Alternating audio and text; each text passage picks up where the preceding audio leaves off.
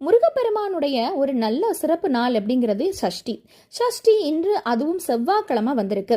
சிவபெருமானின் நெற்றிக்கண்ணிலிருந்து தோன்றிய தீப்பொறிகளே 6 குழந்தைகளாக.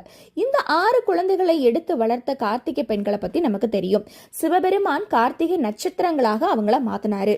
அழகு தெய்வமாகவும் தமிழ் மொழிக்கான கடவுளாகவும் காட்சியளிக்கக்கூடிய அப்பன் முருகப்பெருமானின் சிறப்பு எண்ணிலடங்காது.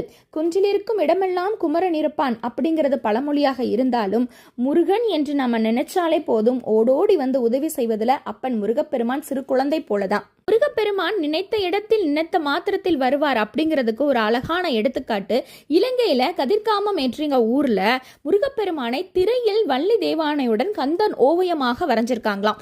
இந்த கோயில்ல இல்லாத வழக்கமா என்னன்னா, கருவறை எப்பொழுதுமே திரையிட்டு இருக்கும். எவ்வளவு பெரிய மனிதராக இருந்தாலும் சரி, திரை விளக்கவே மாட்டாங்க. அந்த திரையில் இருக்கும் முருகப்பெருமானின் அழகோ அழகு.